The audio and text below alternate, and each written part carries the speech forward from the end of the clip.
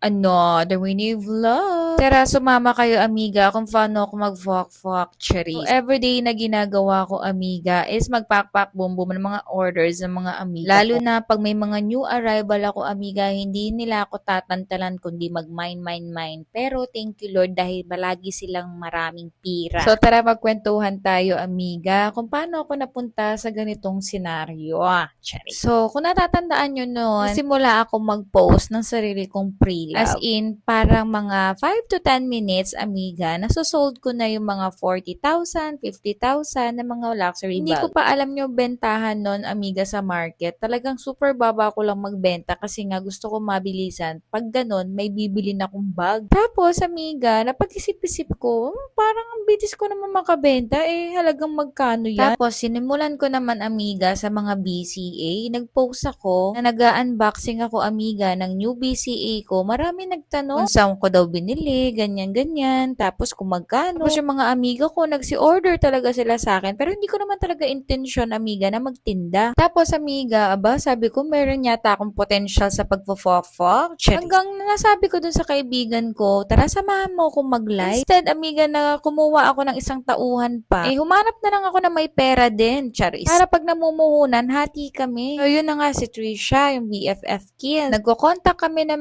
may mga luxury bags na on hand, tapos nagla-live selling ako. Nahihingi ako, amiga, ng discount. Sabi ko, ilalive ko yung mga bags niya, tapos baka sakali ka ako may bumili sa mga amiga ko. Aba, nung first live namin, amiga, unexpected. Ang dami namin na sold na bags, nakshota. Pwede na wili tayo, amiga. May mga pwesto na nag-contact na din sa akin, na magpapa-live selling, ganyan. Hindi na ako magbabanggit, pero as in mga big brands na matagal na talaga sa luxury industry. Nakakatuwa kasi napapansin nila ako. Ayun. Tapos, amiga, di ba pumunta na kami ng Hong Kong? Doon na namin na-meet yung mga supplier ng mga alahan. Nagtingin na din ako ng mga luxury supplier, amiga, kung mura ba talaga sa Hong Kong. Kasi usually na mga galing ng mga bags, galing Hong Kong o kaya Korea o kaya iba pang bansa. May mga outlet, kaya mas mura sila. Tapos, sumakses naman yung person. Tapos, ito pa, amiga, ang pinakamaganda dyan. Nagkaroon ako ng malaking endorsement. So, yung perang yon, amiga, ginamit ko sa pagpapatayo ng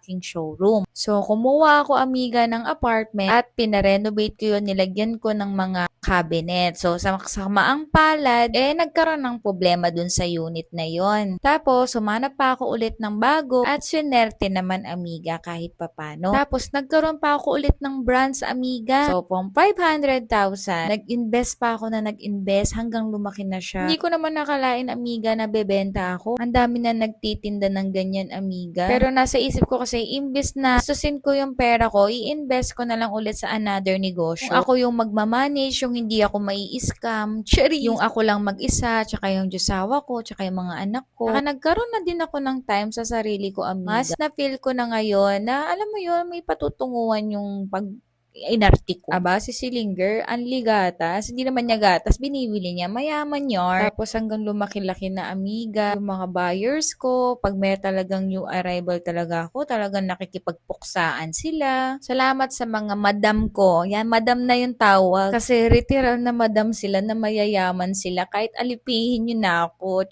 Masarap kabardagulan yung mga mayayaman, amiga, kaysa sa mga feeling mayaman. Charis. Meron pa nga yan isang amiga, kakabago ko lang bukas. May bumili sa akin ng YSL Sunset. Hindi ko agad na send yung legit grill. Kasi nga, nakshuta, unang araw pala ng trabaho ko, nilalagnat talaga ako. As in, inaapoy ako ng lagnat. On the way na sa kanya, amiga, yung YSL Sunset niya, pinadeliver ko by LBC. Sabi ko, bukas ko na nga asikasuhin dahil nilalagnat nga ako. Tsaka nakalimutan ko nga. Di ito na. Sabi ko, may malapit naman na entropihan, babayaran ko na lang kasi kampante naman din talaga ako na 100% original yung mga items natin dito. O, diba? Ayaw mo pa nun, amiga? Ipapa-entropy ko pa. Mas mahal pa yun kesa sa legit grill. Aba, nagalit siya. I'm your fan! Sabi niyang gano'n. Kaya sa'yo ako bumili ng bag. Ang dami niyang sinabi. Sabi ko, ibalik mo yung bag. Ibabalik ko yung pera mo. Ganun lang kadali, amiga. Kasi, diba, yung mental health, yung health ko. Ano yun? Hindi na importante sa'yo. Bumili ka lang ng bag. Nakshota ka. Sinabi ko nilalagnat ako. Pero, alam mo yun, pera lang yan, amiga.